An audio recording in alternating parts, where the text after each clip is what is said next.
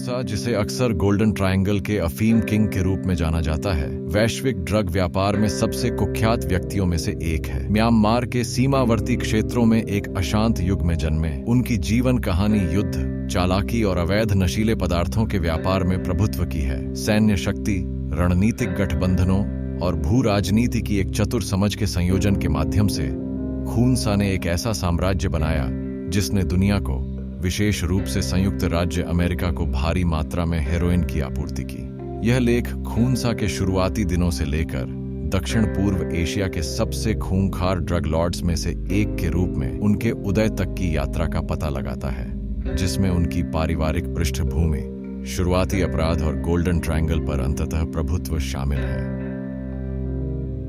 खूंसा का जन्म 17 फरवरी 1934 को लोईमाओ में हुआ था, जो म्यांमार के शान राज्य का एक गांव है। छोटी उम्र से ही खूंसा अफीम के व्यापार से परिचित हो गए थे। शान राज्य में अफीम की खेती व्यापक थी और इसे गरीब किसानों के लिए आय के कुछ आकर्षक स्रोतों में से एक माना जाता था। यह क्षेत्र गोल्डन ट्रायंगल के केंद्र में था, एक ऐसा क्षेत्र जहां म्यांमार, थाईलैंड और लाओस मिलते हैं, और यह अफीम उत्पादन के लिए एक प्रमुख क्षेत्र था।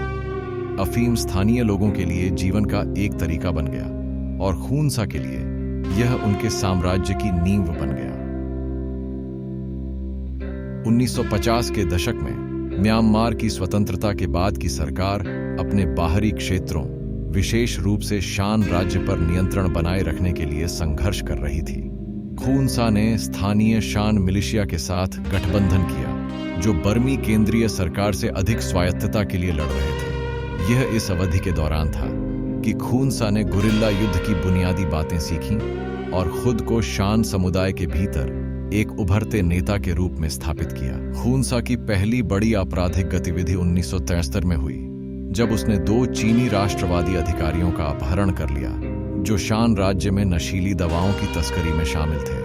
अधिकारी कुओमिंतांग केमाटी का हिस्सा थे, जो एक चीनी राष्ट्रवादी गुट था जो 1939 में चीन के कम्युनिस्ट अधिग्रहण के बाद म्यांमार भाग गया था। केमाटी ने म्यांमार के सीमावर्ती इलाकों में शरण ली थी, जहां वे अपनी सैन्य गतिविधियों को निधि देने के लिए अफीम के व्यापार में शामिल थे। खूंसा द्वारा इन अधिकारियों का अपहरण एक रणनीतिक कदम था और नशीली दवाओं के व्यापार की जटिलताओं का परिचय भी था।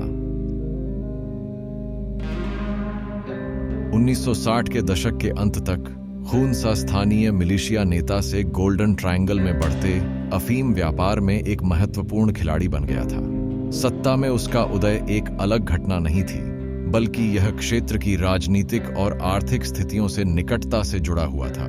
इस दौरान विशेष रूप से संयुक्त राज्य अमेरिका में हेरोइन की मांग आसमान छू रही थी। वियतनाम युद्ध ने दक्षिण पूर्व एशिया में तैनात अमेरिकी सैनिकों के बीच हेरोइन उपयोगकर्ताओं की बढ़ती संख्या पैदा की थी, और अमेरिका तेजी से इस दवा के लिए दुनिया का सबसे बड़ा बाजार बन रहा था। खूंसा का ड्रग व्यापार के प्रति व्यवस्थित दृष्टिकोण निर्दयी और अत्यधिक प्रभावी दोनों था। उन्होंने हेरोइन उत्पादन प्रक्रिया के हर पहलू को नियंत्रित किया, अफीम की खेती से लेकर अंतिम उत्पाद को वैश्विक बाजारों तक पहुंचाने तक। उनका संगठन पदानुक्रमित था, जिसमें खूंसा निर्विवाद नेता के रूप में शीर्ष पर थे। उसके बाद उनके भरोसेमंद कमांडर थे, जो ऑपरेशन के विभिन्न पहलुओं की देखरेख करते थे। अफीम की कटाई के बाद इसे गोल्डन ट्रायंगल की रिफाइनरियों में ले जाया जाता था, जहां इसे हेरोइन में संसाधित किया जाता था। खूंसा की रिफाइनरियां इस क्षेत्र की सबसे परिष्कृत रिफाइनरियों में से थीं, जो उच्च गुणवत्ता वाली हेरोइन का उत्पादन करती थीं, जिसकी अंतर्राष्ट्रीय बाजारों में बहुत मांग थी। अंतिम उत्पाद को तब भूमि मार्गों के एक नेटवर्क के माध्यम से गोल्डन ट्रायंगल से तस्करी कर बाहर ले जाया जाता था। वहां से हेरोइन को बैंकॉक ले जाया जाता था या बिचौलियों को बेचा जाता था, जो इसे आगे वितरित करते थे। खूंसा का नेटवर्क अविश्वसनीय रूप से कुशल था, हर साल हजारों टन हेरोइन ले जाने में सक्षम था। खूंसा का सत्ता में आना मानव जीवन और क्षेत्रीय स्थिरता दोनों के मामले में बहुत बड़ी कीमत पर हुआ। गोल्डन ट्रायंगल में ड्रग व्यापार पर उनका प्रभुत्व रिश्वत, सैन्य बल और सरासर क्रूरता के संयोजन के माध्यम से बनाए रखा गया था। उनके सैनिक हिंसा के अनगिनत कृत्यों के लिए जिम्मेदार थे, जिसमें प्रतिद्वंद्वी ड्रग लॉर्ड्स के समर्थकों का नरसंहार खूनसा से जुड़ी सबसे कुख्यात घटनाओं में से एक 1970 के दशक के मध्य में एक प्रतिद्वंद्वी ड्रग माफिया के समर्थकों का नरसंहार था। अफीम उत्पादक क्षेत्रों पर नियंत्रण को लेकर विफल वार्ता के बाद खूनसा ने अपनी सेना को प्रतिद्वंद्वी के गढ़ पर हमला करने का आदेश दिया। गोल्डन ट्रायंगल में हिंसा भयानक थी, लेकिन खूनसा के हेरोइन व्यापार के प्रभाव दुनिया भर में महसूस किए गए। जैसे जैसे उनकी हेरोइन संयुक्त राज्य अमेरिका और यूरोप में फैलती गई, नशे की लत की दर बढ़ती गई, जिससे हेरोइन के दुरुपयोग के पीड़ितों और उनके परिवारों को अनगिनत पीड़ाओं का सामना करना पड़ा। 1970 और 1980 के दशक में विशेष रूप से संयुक्त राज्य अमेरिका में हेरोइन महामारी को आंशिक रूप से खूनसा के साम्राज्य द्वारा आपूर्ति की गई भारी मात्रा में हेरोइन द्वारा बढ़ावा मिला। ओवरडोज के कारण हजारों लोगों की जान चली गई और कई लोग समुदायों में फैली इस लत के कारण बर्बाद हो गए। खूनसा के नियंत्रण वाले क्षेत्रों से यातना, फांसी और जबरन मजदूरी की खबरें सामने आती थीं। नागरिक अक्सर खुद को प्रतिस्पर्धी गुटों के बीच गोलीबारी में फंसा हुआ पाते थे, जबकि कई लोगों को जीवित रहने के लिए ड्रग लॉर्ड्स के लिए काम करने के लिए मजबूर किया जाता था। ड्रग लॉर्ड के रूप में अपने पूरे शासनकाल के दौरान खूनसा शान राज्य और गोल्डन ट्रायंगल के बीहड़ इलाकों का अपने फायदे के लिए इस्तेमाल करने में सक्षम था। पहाड़ी घने जंगल वाले परिदृश्य ने उसके अभियानों के लिए प्राकृतिक आश्रय प्रदान किया और सरकारी बलों के लिए उसकी गतिविधियों पर नजर रखना मुश्किल बना दिया।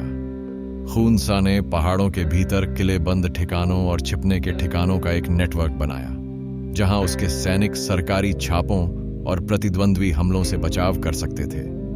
रिश्वतखोरी और राजनीतिक गठबंधन। अपनी सैन्य रणनीतियों के अलावा खूनसा ने रिश्वतखोरी और भ्रष्टाचार की एक अच्छी तरह से विकसित प्रणाली के माध्यम से अपनी स्वतंत्रता बनाए रखी। सरकारी अधिकारियों, सीमा रक्षकों और पुलिस अधिकारियों को अक्सर उसकी गतिविधियों पर नजर रखने के लिए पैसे दिए जाते थे। कुछ मामलों में खूनसा का प्रभाव इतना बढ़ गया कि उसने पूरे शहरों और क्षेत्रों को प्रभावी रूप से नियंत्रित किया, जहां स्थानीय अधिकारी या तो उसके अभियानों में शामिल थे या उसे चुनौती देने से डरते थे। उदाहरण के लिए 1970 और 1980 के दशक के दौरान खूनसा थाई सरकार के साथ गठबंधन करके पकड़े जाने से बचने में सक्षम था, जिसने उसे क्षेत्र में कम्युनिस्ट विद्रोहियों के खिलाफ अपने संघर्ष में एक मूल्यवान संपत्ति के रूप में देखा। थाई सेना ने कम्युनिस्ट ताकतों से लड़ने में उसकी सहायता के बदले में खूनसा को हथियार और आपूर्ति प्रदान की। इस रिश्ते ने खूनसा को वर्षों तक अपेक्षाकृत दंड से मुक्त रहने की अनुमति दी, क्योंकि थाई अधिकारी उसके हेरोइन व्यापार को बाधित करने के लिए तैयार नहीं थे, जब तक कि यह उनके रणनीतिक हितों की पूर्ति करता था। खूनसा के साथ सबसे प्रसिद्ध साक्षात्कारों में से एक 1980 के दशक में ऑस्ट्रेलियाई पत्रकार स्टीफन राइस द्वारा आयोजित किया गया था। साक्षात्कार के दौरान खूनसा ने खुद को एक परोपकारी व्यक्ति के रूप में चित्रित किया, जो शान लोगों के जीवन को बेहतर बनाने के लिए काम कर रहा था। उन्होंने दावा किया कि नशीली दवाओं के व्यापार में उनकी भागीदारी एक आवश्यक बुराई थी, जो क्षेत्र की गरीबी और स्वतंत्रता की लड़ाई को वित्त पोषित करने की आवश्यकता से प्रेरित थी। खूनसा ने वैश्विक हेरोइन महामारी के लिए जिम्मेदारी से इनकार किया। उन्होंने पश्चिमी देशों को नशीली दवाओं की आपूर्ति के बजाय उनकी मांग के लिए दोषी ठहराया। खूनसा की मीडिया संबंधी समझ ने उन्हें एक निश्चित स्तर का सार्वजनिक समर्थन बनाए रखने में मदद की, भले ही उनके खिलाफ अंतर्राष्ट्रीय दबाव बढ़ रहा था। उनके साक्षात्कारों में अक्सर उन्हें उनके नियंत्रण से परे भू राजनीतिक ताकतों के शिकार के रूप में चित्रित किया जाता था, एक ऐसी कहानी जो उन लोगों के साथ गूंजती थी जो बर्मी सरकार को एक दमनकारी ताकत के रूप में देखते थे। हालांकि हेरोइन व्यापार से प्रभावित लोगों के लिए, विशेष रूप से संयुक्त राज्य अमेरिका में, खूनसा अनगिनत मौतों और समुदायों के विनाश के लिए जिम्मेदार एक खलनायक बने रहे। जनवरी 1996 में दशकों तक कानून प्रवर्तन से बचने और हेरोइन के व्यापार से बहुत सारा धन इकट्ठा करने के बाद खूनसा ने एक आश्चर्यजनक कदम उठाया। उसने बर्मी सरकार के सामने आत्मसमर्पण कर दिया।